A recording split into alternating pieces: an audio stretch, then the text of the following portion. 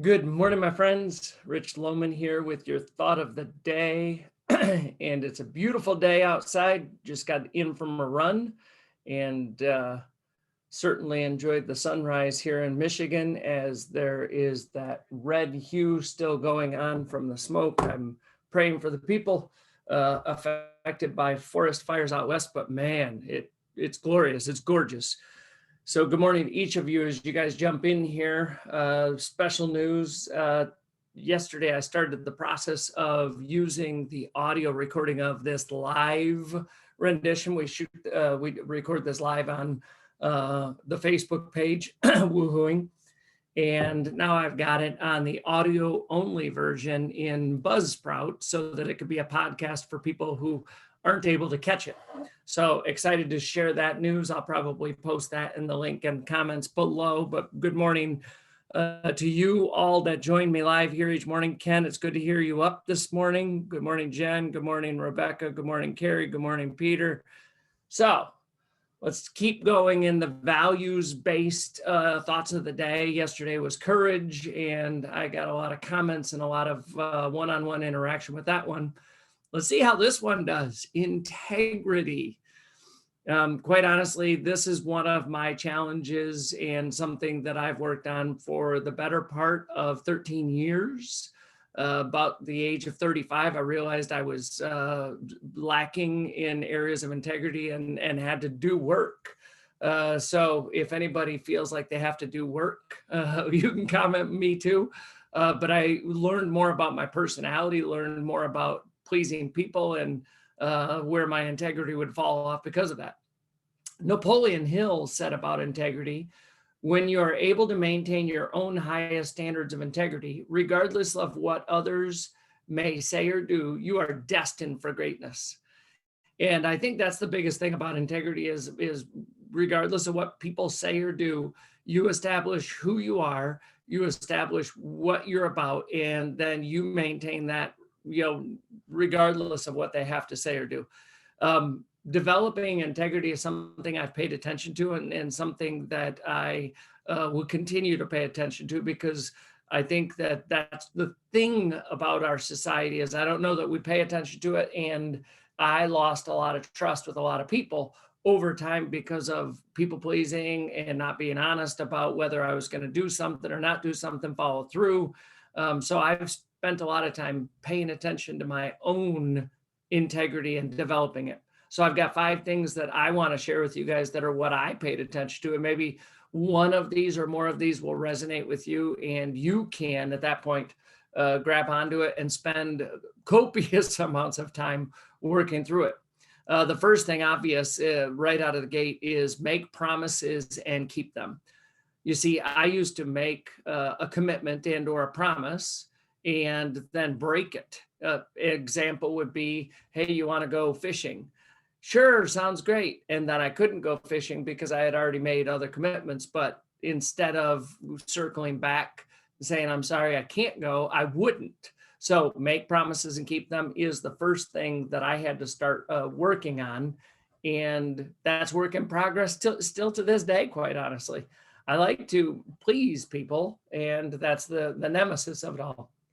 The second one is be honest in all of your communications. And that's something that I've worked on, and that's something that I continue to get better at. People don't always like to hear the truth. Honesty is the best medicine, but the truth hurts is the old saying. So if that's you, the only encouragement is in the long run, you and them are better off for being honest. The third thing is keep yourself and your environment clean. And quite honestly, it's not the cleanest here right now, but decluttering and staying organized and keeping everything about the environment and yourself clean is part of the discipline of integrity. Do what you have to do. And if you're a messy desk person like me, you have to, on the regular, continue to file things away, organize things, get back to the clean, pristine nature of what a desk is really honestly supposed to look like. Anybody that says, like I used to, this is just how I work.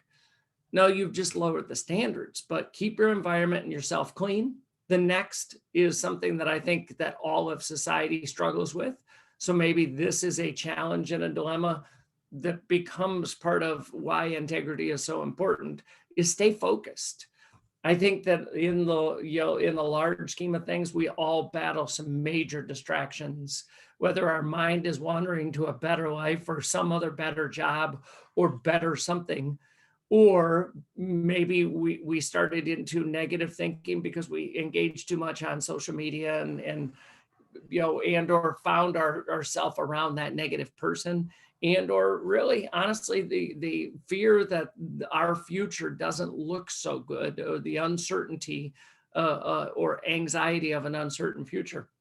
We lose focus. We lose focus on what our goals are. We lose focus on what our purpose is. We lose focus on the simple life that could lead us to integrity, that leads us to both trusting ourselves, which builds confidence, and having others trust us, which builds influence. So we're building trust with ourselves for confidence. We're building trust with others for influence. And the last thing is allow for proper influences. About 35, I brought John Maxwell into my life, quite honestly. And there is not a better person to bring into my life, both through, I get to see him and talk to him occasionally through the John Maxwell Team live events.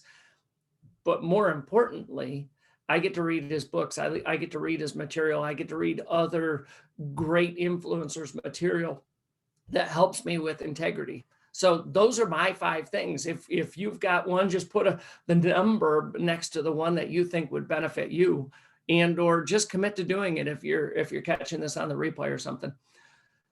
The scripture that I like to share along with this, anytime that you start to really integrate integrity into your conversation, Proverbs, the book of Proverbs, is always the place to go. And I found this an interesting verse within the book of Proverbs. It's Proverbs chapter 20, verse 7, which is an interesting twist on integrity.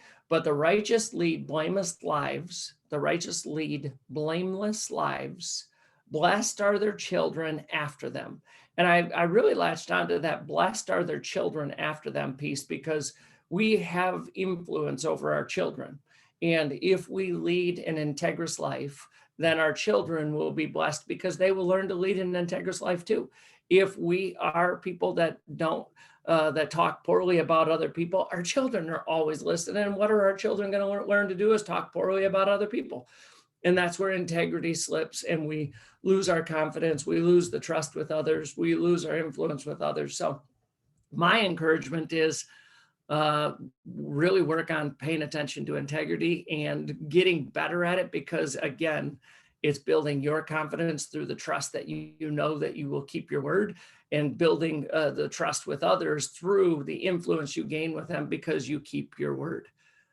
I'd love to see your comments on this. Good morning, Carolyn. Good morning, Kelly. Good morning, Rochelle. Good morning, each of you. Chad, good to see you in here again.